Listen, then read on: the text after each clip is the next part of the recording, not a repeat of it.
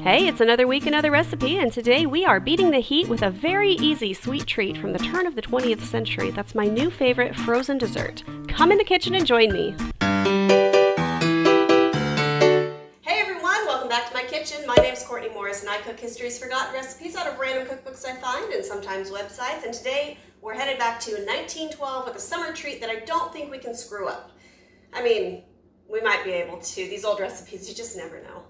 Anyways, if you're new here, I hope you enjoy the video. Thank you for stopping by, and if you are coming back for more, my utmost thanks for you coming by again and hanging out with me.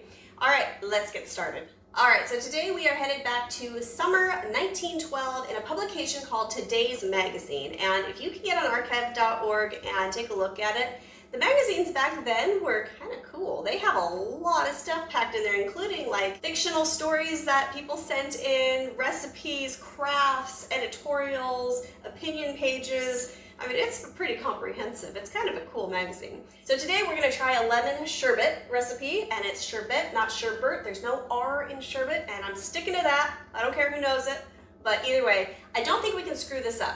I really don't think you can screw this up. It seems pretty simple, and either way, it is now summertime in the Pacific Northwest. It's hit 75 degrees and I am dying, so I need something cool and we're gonna try it out. We're going fancy today. I broke down and bought a burner for over here so I don't have to hang you up in my spice cabinet over there because that is so hard to film that way, and the lighting is absolutely terrible. Not that it's great now because I have a gigantic skylight above me, so it just constantly fluctuates. Anyways, if I can't have the gigantic white kitchen with the huge, what is that called, island with the burners in the middle, we're gonna go home style, and this is real life. I bought a $24 burner off Amazon, and you know what? We're gonna pretend I'm fancy. All right, so it says put to boil in a clean basin, or in this case, pot, because I am not in 1915 and I don't have a basin that I can put on top of a burner. 2 scant quarts of water and 1 pint of sugar. Okay, so a quart is 4 cups, so I need 8 cups of water, scantily. That just means a little bit under. Then, so put to boil 2 scant quarts of water and 1 pint of sugar. A pint is 2 cups. This is an American recipe, so it's not the British pint. And 2. Okay, we're gonna get that to a boil. I'm gonna stir that around. This is so much easier. Like, I don't have to worry about you guys falling out of my cabinet and breaking something. Not that you would on purpose, but. Okay, so while this is dissolving and we're waiting for it to boil, let's talk frozen desserts. The difference between ice cream, gelato, sherbet, and sorbets. So ice cream, its base is cream. Gelato's base is milk, sherbet's base is water, and sorbet's base is fruit. Basically, that's the only difference. We're almost to boiling stage. I'm gonna get my lemon juice ready. I don't have any fresh lemons, so I am using my bottled lemon juice. And it says squeeze 6 lemons and grate a little of the peel into the juice. I don't have any of the peel, which is kind of a bummer because you do miss out on a little bit of that lemon oil that goes in there, but what are you gonna do?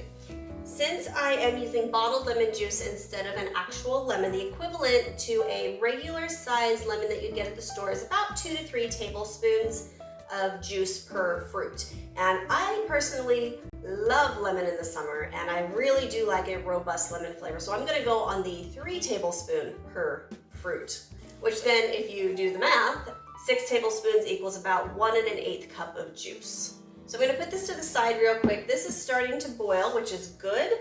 We're getting it to the boiling point, and then after I get my lemons together, I need a tablespoon of gelatin in a 1/4 cup of cold water. Okay, I'm gonna put a lid on this. It doesn't fit quite right, but it's the steam. I didn't think about that part, but whatever.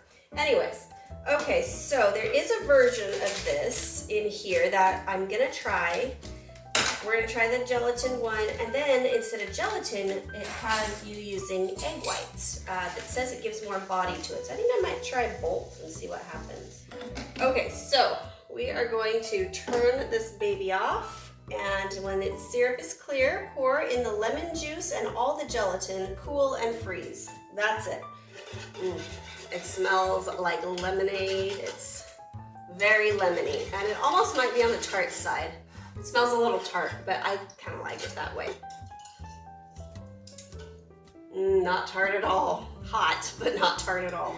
All right, so now I need to freeze it. I am going to use my Wilton cake pans. I've frozen sorbets and gelatos in these before. These are great for freezing small amounts because they're so thin that it freezes quickly. So I am just gonna carefully do this and not make a mess. If you do this, put your bowl or whatever you're gonna freeze it in on a cookie sheet first, because that conducts heat so much and my fingertips are a little sensitive now. They've burned. Okay, so I'm going to quick try and do the second version in here, which is the exact same thing, but it says the beaten whites of 2 eggs may be used instead of the gelatin to give the ice body if preferred. And I wanna see how that goes and compare the two. So I am going to fast forward me getting to the point of putting the gelatin in, but then I'm gonna put the eggs in. So stand by.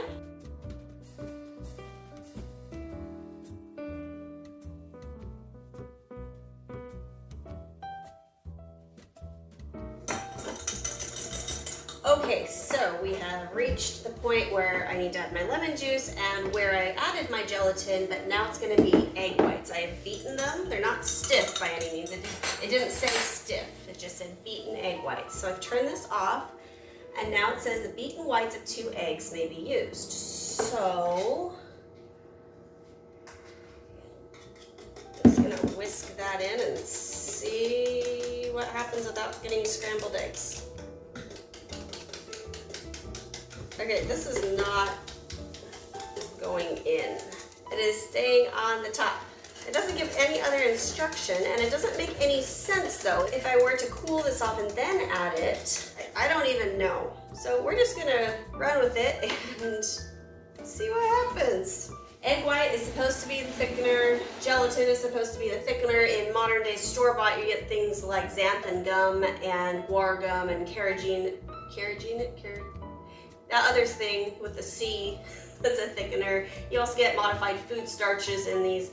And so thickeners they're just thickeners. And so gelatin was easily available, as were egg whites, but I don't know what to say about that just yet. Okay, well, I am going to try not to die while I take this out to my big freezer, and we'll see you in a bit. Okay, so these are frozen, and it took all afternoon. I got so much done, including dinner made and ready to go. So they are melting not so fast. They've got a little like glaze on it, but they're not bad. As far as sherbet goes, and some other old recipes, before it was commercialized, they're gonna look different than the stuff we know today because they didn't have the ingredients that we were able to get today.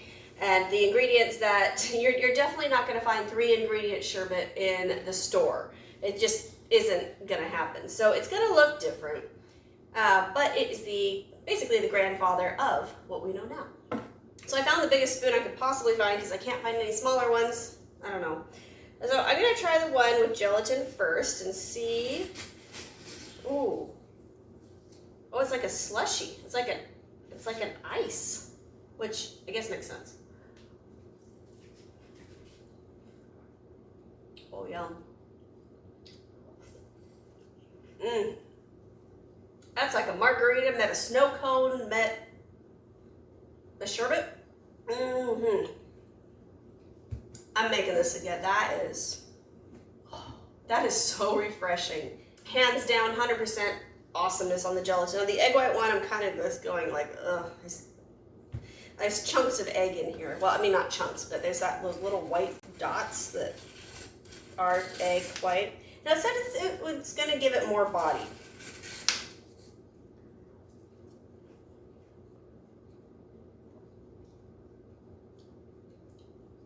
It's the exact same. It's the exact same. I just know that I'm eating egg white in there because I can see it. So I'm going to say no on this, even though it doesn't taste bad. It's just not aesthetically pleasing. Now, as far as the gelatin goes in here, I suppose I was thinking it would be more of a thickener in the sense of a modern day sherbet when you open the container and you can scoop it like ice cream and it just kind of holds together with some elasticity. I was kind of thinking the gelatin would do that.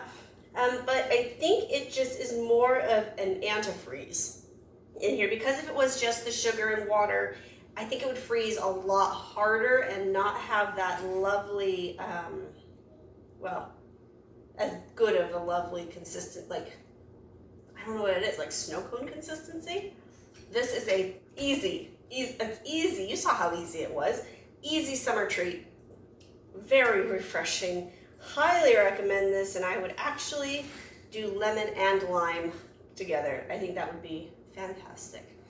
I'm going to sign off now because I'm going to keep eating this and then I'm not going to be saying anything. So thank you so much for joining me. If you're still here, I appreciate it. I hope you enjoyed the video. If you haven't already, please hit the subscribe button and hit the little bell notification. That'll let you know when I upload every Monday with a new historical experiment, and sometimes they are amazing. I love it when they're amazing like this, because sometimes they're not, but that's half the fun.